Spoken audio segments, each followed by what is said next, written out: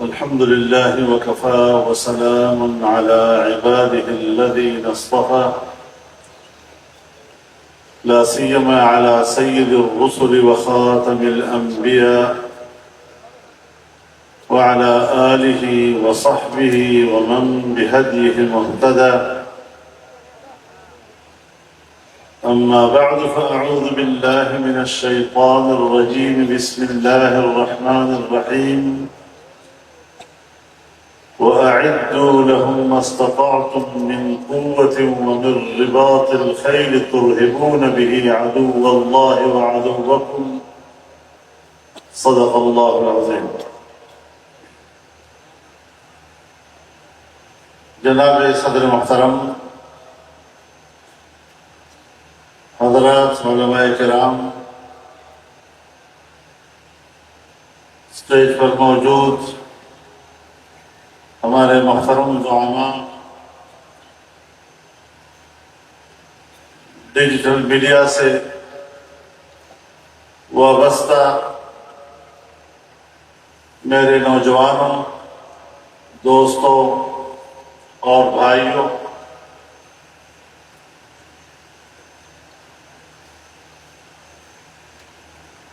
ایک بڑی اچھی کاوش ہے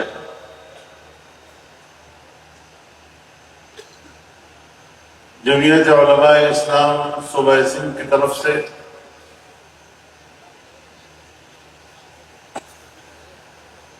کہ آج اس اجتماع میں وہ تمام دوست، ساتھی اور نوجوان موجود ہیں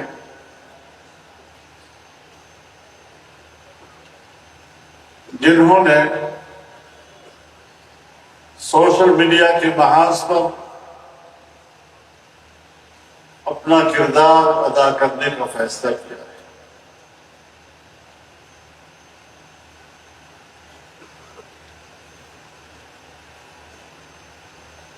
میرے محترم دوستوں، ہمیں سب سے بنیادی بات سمجھنی چاہیے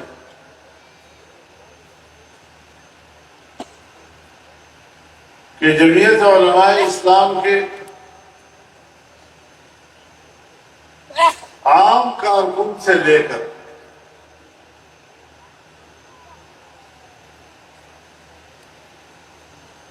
مرکزی عہدیدار تک ان کے احساسات میں کوئی فرق نہیں ہوا، ان کے نظریات، ان کے اعتقادات جماعت کے ساتھ، جماعت کے نظریے اور عقیدے کے ساتھ ان کی وابستگی، اس میں کوئی فرق نہیں۔ ہاں، البتہ کام کرنے کے لیے کچھ ذمہ داریوں کی تقسیم ہوتی ہے۔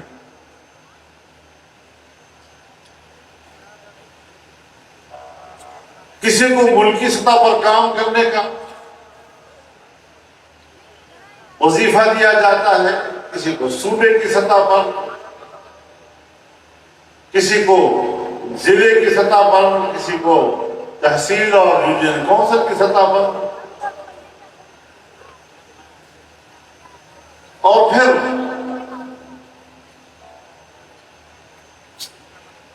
چونکہ قوم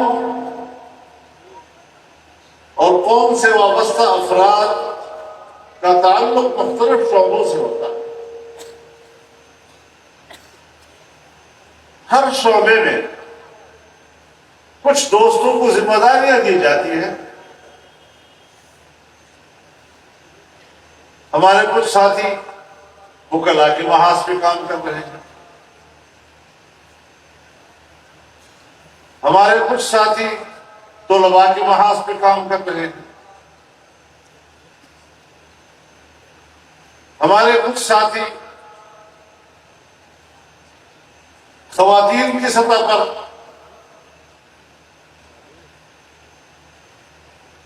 ان کو جماعت سے وابستہ رکھنے، جماعتی تعلیمات دینے کے لیے اس شعبے سے وابستہ ہوتے ہیں۔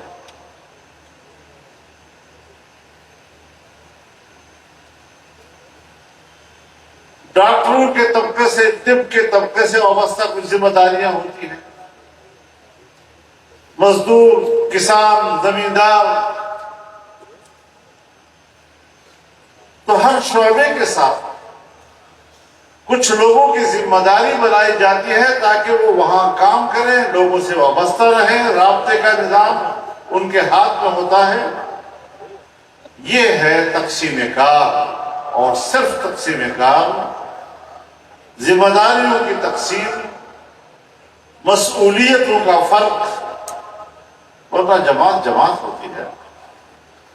جماعت کا اپنا ایک نظریہ اور عقیدہ ہوتا ہے، اور اس حوالے سے کوئی فرق اوپر سے نیچے تک تمام سطحوں پر کوئی فرق نہیں ہوا کرتا۔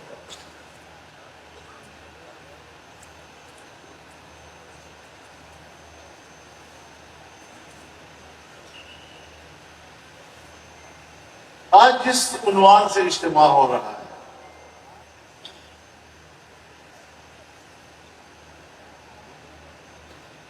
جب میں طالب علم تھا تب بھی میں یہ جملہ سنتا تھا، آج کا دور میڈیا کا دور۔ جب طالب علمی کے دور سے باہر آیا تب بھی میں یہی جملہ سنتا تھا، آج کے دور میں میڈیا کی بڑی اہمیت ہے۔ اور مسلسل اس سیاسی سفر میں ہر زمانے میں یہ بات کان میں پڑتی تھی کہ میڈیا کی بڑی اہمیت ہے، آج کے دور میں میڈیا کی بڑی اہمیت ہے۔ اور جس دور میں ہم اور آج اس وقت بیٹھ رہے ہیں، مل رہے ہیں، تو یہ تو لگتا ہے کہ میڈیا کے حوالے سے یہ ایک عروج کا دور ہے۔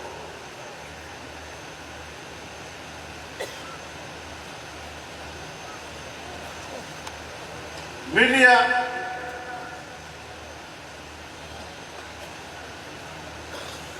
ایک مواصلاتی ذریعہ ہے۔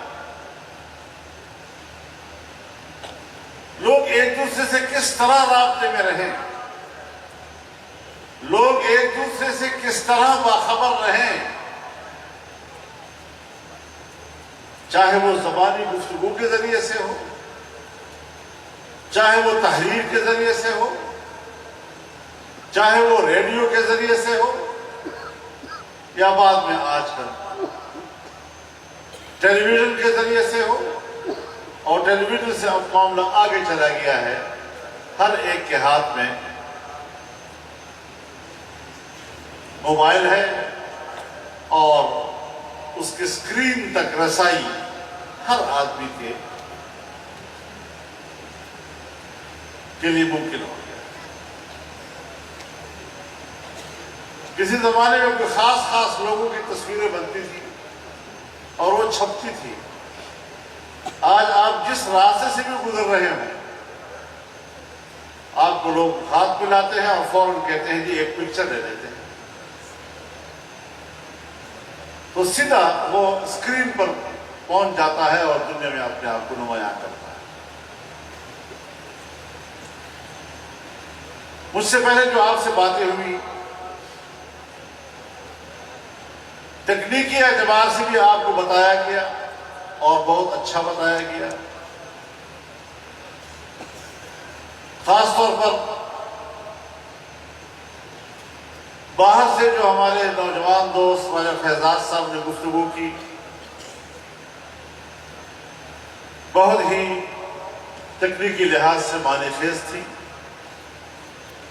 میں ان کا بے حد شکریہ ادا کرتا ہوں، اور آپ یقیناً اس سے استفادہ کریں گے۔ یہاں جن دوستوں نے آپ سے خطاب کیا، گفتگو کی، علمی اعتبار سے بھی آپ کو کچھ بتایا گیا، کچھ پڑھایا گیا، آپ کو تکنیکی لحاظ سے بھی آپ کو کچھ بتایا گیا، اور ماضی میں جو آپ کا کردار رہا ہے موقع بہ موقع، اس کی رپورٹ بھی آپ کو تفصیل سے بتائی گئی۔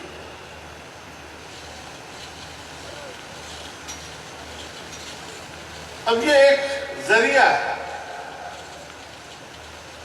یہ آپ کی مرضی ہے، آپ اس ذریعے کو غلط استعمال کرتے ہیں یا آپ اس ذریعے کو صحیح استعمال کرتے ہیں۔ عمومی طور پر پوری دنیا میں میں اپنی ذات کی حد تک جو مطالعہ کر چکا ہوں، میڈیا کا جو عمومی مزاج ہے دنیا میں، وہ قرآن و سنت سے مطابق نہیں۔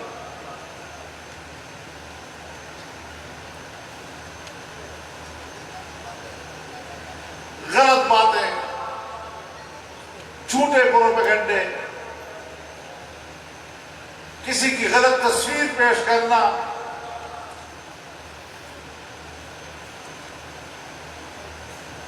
کسی کے عیبوں کی تلاش میں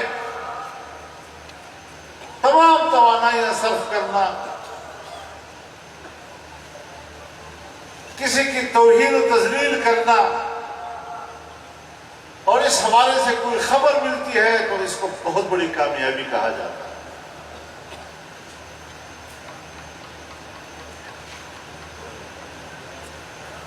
بری باتیں پھیلانا، یہ میڈیا کا آج کل کمال تصور کیا جاتا ہے۔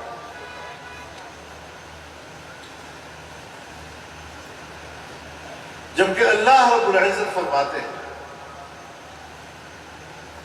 ان الذين يحبون ان تشيع الفاحشة في الذين آمنوا لهم عذاب أليم في الدنيا والآخرة والله يعلم وأنتم لا تعلمون۔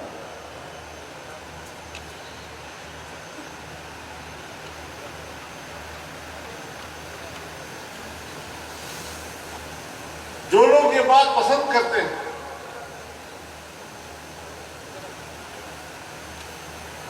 کہ وہ مسلمانوں کے درمیان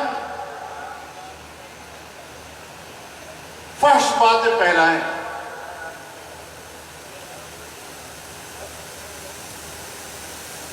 قبیح گفتگو کو پھیلائیں، مزہ آتا ہے ان کو اس بات میں، ان کے لیے دردناک عذاب ہے دنیا میں بھی اور آخرت میں۔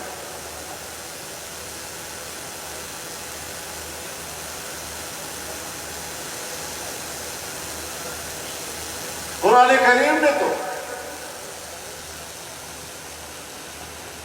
بدگمانی سے بھی روکا ہے، اجتنبوا كثيرا من الظن،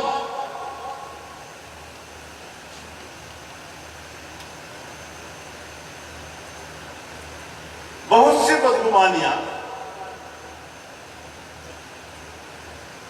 کہ جو کسی کی عزت و حرمت کو پامال کرنے کا سبب بن سکتی ہیں، اسے دور رہو، اچھا گمان کرو۔ ایک اچھی بات کسی نے کہہ دی، آپ ٹٹول رہے ہیں کہ کہاں اس میں اس کا کیا مطلب ہوگا تو اس کا کیا مطلب ہوگا، یہ بات اس نے جو بھائی اگر وہ بظاہر صحیح ہے اس کے پیچھے کیوں پڑ رہے ہو؟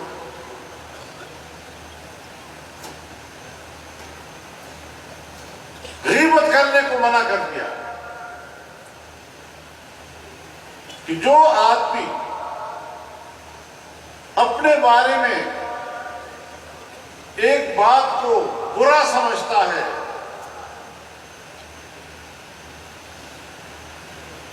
وہ پیٹھ پیچھے بھی رکھ دیا کرو۔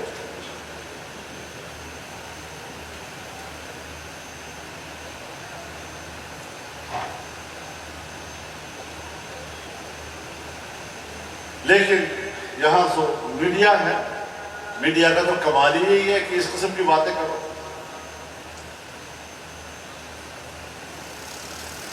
حقائق دنیا کے سامنے لاؤ تو اس کا بھی اپنا ایک میدان ہے، آپ لائیں۔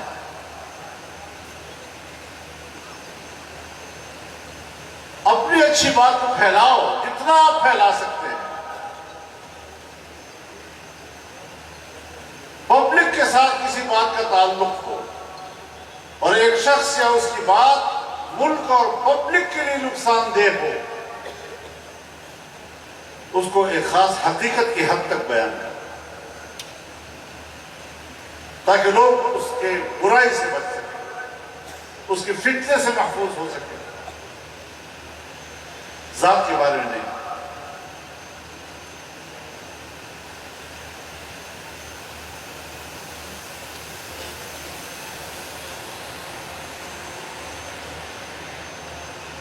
جناب رسول اللہ صلی اللہ علیہ وسلم نے فرمایا کہ اپنے مسلمان بھائی کے عیبوں کے پیچھے مت پڑو، لا تتبعوا عورات اخیکم، اپنے بھائی کے عیبوں کے پیچھے مت پڑا کرو۔ اگر آپ ایسا کریں گے تو اللہ یتبع عوراتکم، تو پھر اللہ تعالیٰ تمہارے جو پردے ہیں اور تمہارے جو چھپی ہوئی باتیں ہیں وہ اس کے پیچھے لگ جائے گا اور تمہیں گھر کے اندر بیٹھے بیٹھے اللہ رسوا کرے گا۔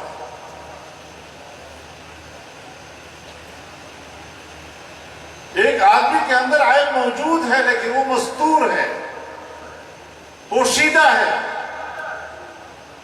لوگ اس سے واقف نہیں ہیں، اور آپ پیچھے لگے ہوئے ہیں، کبھی ایک سے غر کرتے ہیں، کبھی دوسرے سے کان میں غر کرتے ہیں، کبھی اس سے پوچھتے ہیں، کبھی اس سے پوچھتے ہیں، اس کوشش میں لگے رہتے ہو کہ آپ کو اپنے ایک بھائی کی کمزوری ہاتھ آ جائے اور پھر آپ اس کو بے عزت اور ذلیل کریں۔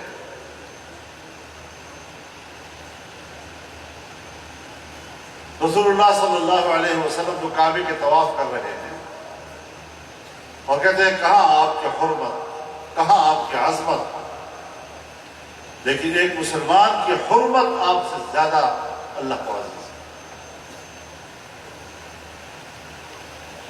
ہم مسلمان کو قتل بھی کرتے ہیں، اس کے قتل کو اپنے لیے حلال بھی سمجھتے ہیں، ایک مسلمان کی ہم بے عزتی اور بے حرمتی بھی کرتے ہیں، اس کے جان مال اور عزت و آبرو بھی تباہ کرتے ہیں اور اس پر فخر بھی کرتے ہیں۔ تو جو چیزیں کبائر میں ہوں اور کبیرہ کو آپ اپنے لیے حلال سمجھتے ہوں تو آپ بتائیں کہ یہ ایمان کی نفی نہیں۔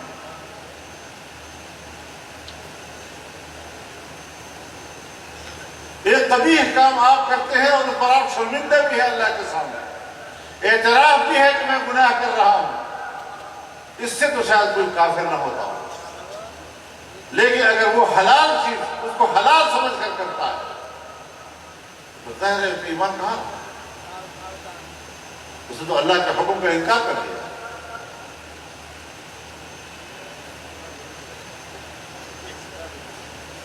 تو اس اعتبار سے جناب رسول اللہ صلی اللہ علیہ وسلم فرماتے ہیں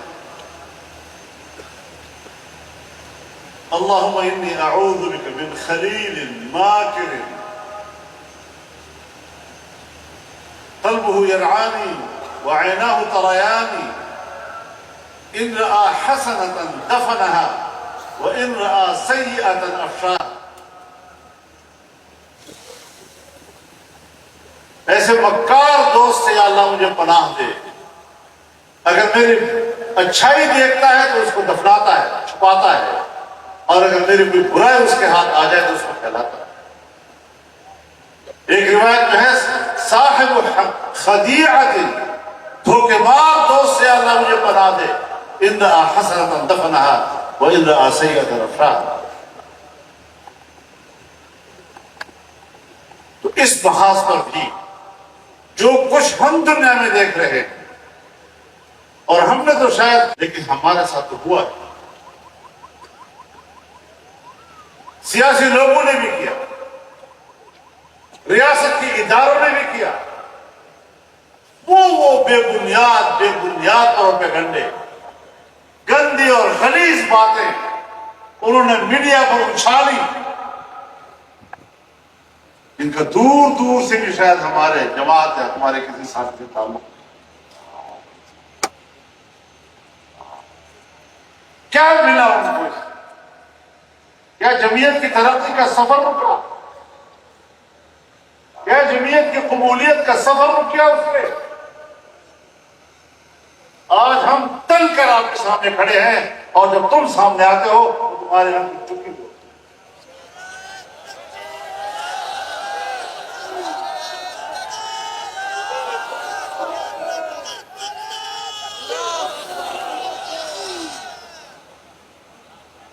ایسی حرکتیں سیاستدانوں نے بھی کی ہیں، بالحصر جماعت کی ہے، ریاستی اداروں نے بھی کی ہے، اور ہم نے کبھی اپنے آپ کو دفاعی پوزیشن میں نہیں ڈالا۔ ہم اپنا کام کرتے جا رہے ہیں۔ آواز سگران کم نہ کو نظر کا دار،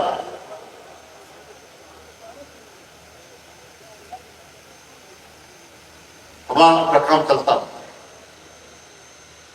تم نے جتنا ہمیں بدنام کرنے کی کوشش کی، اللہ تعالیٰ نے اتنا ہی ہمیں عروج بخشا۔ ہم نے آج تک کسی کو ہم پہ گالی نہیں دی۔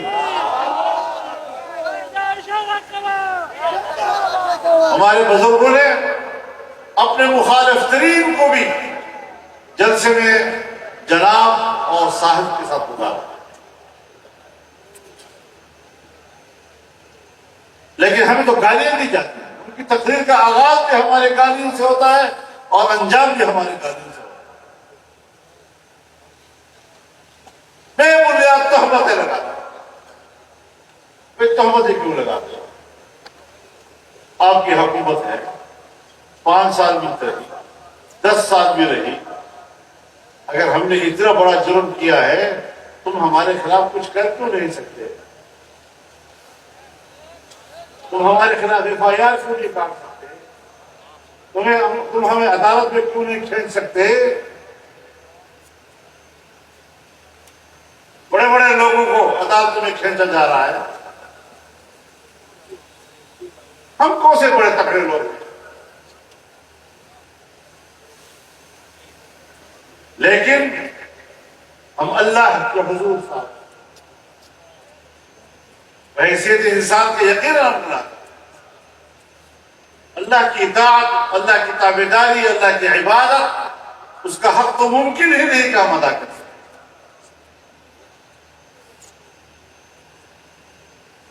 لیکن یہ لوگ ہم پر تہمتیں باندھیں، بند کمروں میں بیٹھ کر سازشیں کریں، تہمتوں کی لسٹ بنائے، خود لسٹ بنائے، اور پھر میڈیا کو دے، اور میڈیا والے میں خوش ہو کر پیسہ کماتے ہیں۔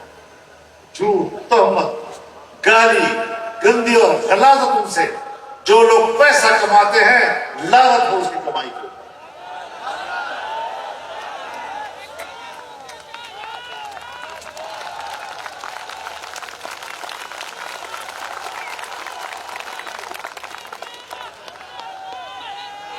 تو ان سے گھبرانا نہیں چاہیے،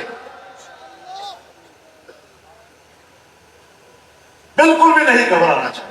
میں نے ایسے انٹرویوز دیے ہیں کہ مجھے ایک صحافی باقاعدہ تعلیم دیتا ہے کہ اگر آپ مہربانی کریں اور یہ لفظ یہودی استعمال نہ کریں تو اچھا ہوگا، کیونکہ پھر یہ میڈیا اٹھائے گا نہیں، بند کر دے گا یہ لفظ۔ یہودیوں کا جو یار ہے، یہودیوں کا جو یار ہے۔ اب آپ مجھے بتائیں کہ ان کو اپنا احساس بھی یہی ہے۔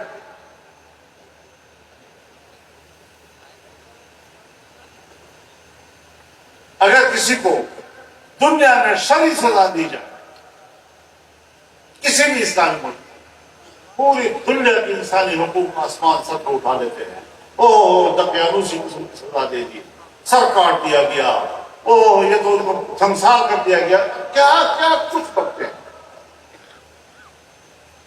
اور آج جو فلسطین میں ہو رہا ہے، ایک غزہ شہر میں 15,000 تک شہادتیں ہوئی ہیں، جن میں اکثریت بچوں کی اور خواتین کی ہیں، اور جو مرموں کے ڈھیر طرح دبے ہوئے ہیں وہ اس کی دعوت. مریضوں کو دوڑا دوڑا کے ہسپتال لے جایا جا رہا ہے، اور ڈاکٹر اور اس مریض کا علاج کر رہے ہیں، اور اسی ہسپتال پر بمباری ہو جائے. نہ ڈاکٹر رہا نہ مریض. کہاں ہے وہ میڈیا؟ کہاں ہے وہ دنیا کو حقیقت بتانے والا؟ ان کے مظالم کو انسانیت کے سامنے رکھنے والا، ان کے جرم کو انسانی عدالت کے سامنے لانے والا؟ انسانی حقوق کی تنظیمیں بھی گم ہو گئی. میں جانتا ہوں پاکستان میں جو بڑے انسانی حقوق کے دعوے دار بنتے ہیں آج گنگے پڑے ہیں، گنگے.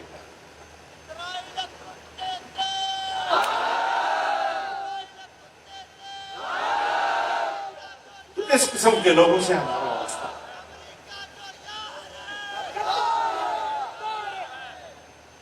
اس قسم کی مخلوق سے ہمارا واسطہ.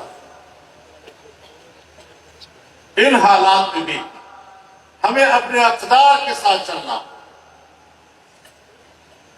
کیونکہ آپ کی حیثیت داعی کی ہے، اور آپ کے مخالف کی حیثیت منکر کی ہے. منکر کا انداز اور ہوتا ہے اور داعی کا انداز اور. منکر کی بدزبانی اور بد اخلاقی سے داعی کبھی بھی اپنے مقام دعوت سے نیچے نہیں آتا.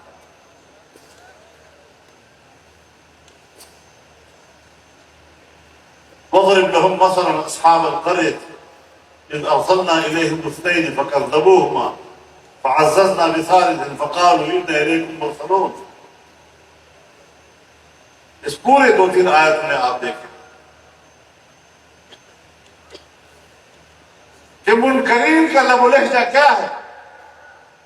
قالوا إنا تطيرنا بكم لئن لم تنتهوا لنرجمنكم وليمسنكم منا عذاب أليم.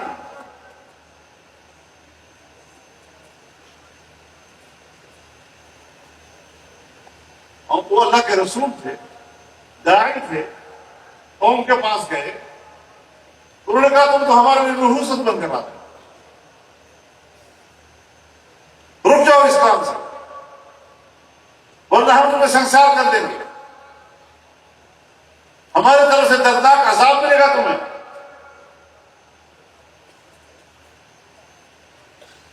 اب رسول کا جواب کیا ہے؟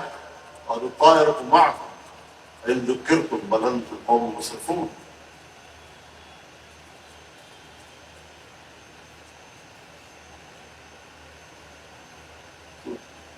تو داعی کا قول جو ہے، داعی کی گفتگو اور رویہ، اس کو اپنے مقام سے نیچے نہیں اترنا چاہیے.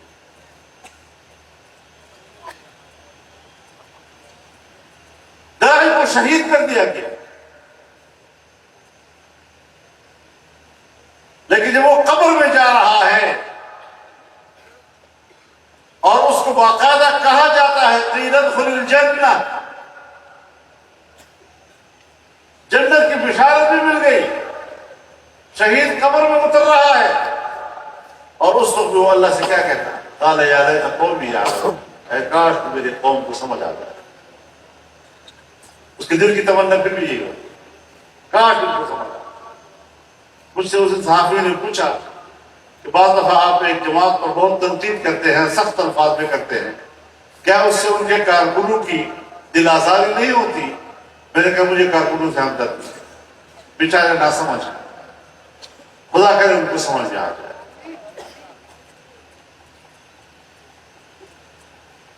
اور اگر جس کو سمجھ میں آئی بات اور وہ ہماری طرف آیا اور ہزاروں کی تعداد کو لوگ آئے اپنے میں، ہم نے خوش دلی سے ان کا استقبال کیا، ہم نے ان کا احترام کیا، ہم نے انہیں محبت دی ہے. یہ نہیں سوچا کہ کل تک تو مجھے پہلے دیتے،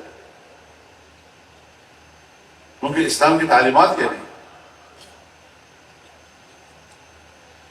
تو یہ کام اور یہ ذمہ داری جو آپ کو سونپی گئی ہے، اس میں بھی ہمیں قرآن و سنت کی تعلیمات کو سامنے رکھ کے آگے بڑھنا ہے. تب اللہ کی مدد بھی آتی ہے، تب اس میں برکت بھی آتی ہے، اور جب اللہ کی مدد آتی ہے تو پھر سوال ہی پیدا نہیں ہوتا کہ آپ کو کوئی شکست دے سکتے. تو اس مہم کو آپ نے آگے بڑھانا ہے، بڑی ہمت کے ساتھ آگے بڑھانا ہے. مجھے بتایا گیا تھا کہ آج تھوڑا سا تربیتی ماحول ہے اور ہم نے ذرا تربیتی ماحول میں کچھ باتیں کرنی ہیں. میں کچھ معذور بھی ہوں تو آج میں نے معذوری کا ساتھ دیا ہے تو بیٹھ کر بات کی ہے. اور آپ دعا کریں میرے لیے، بہت دعا کریں کہ اللہ تعالیٰ مجھے اس قابل رکھے کہ میں جمعیت علماء اسلام کی اس سفر میں آگے بڑھ سکوں اور جمعیت علماء اسلام کی قبولیت کا ذریعہ بن سکوں. مشکلات آتی ہیں، جسمانی مشکلات بھی ہیں، روحانی مشکلات بھی ہیں، باہر سے بھی مشکلات ہیں، ہر طرح سے مشکلات ہوتی ہیں، لیکن وہ سب آسان ہو جاتی ہیں جب آپ دعا کرتے ہیں، اللہ کو پکارتے ہیں اور اللہ کی مدد آتی ہے تو دل کی تسلی ہو جاتی ہے. تو اللہ تعالیٰ آپ کی اس اجتماع کو کامیاب بنائے، اس کو قبول فرمائے، اور کل جو ہمارا بڑا اجتماع ہوگا اللہ تعالیٰ اس کو بھی اپنے حفظ و امان میں رکھے، قبولیت اس کو نصیب فرمائے، اور اللہ تعالیٰ بہت بڑی کامیابی سے سرفراز فرمائے. وآخر دعوانا ان الحمد للہ رب العالمین.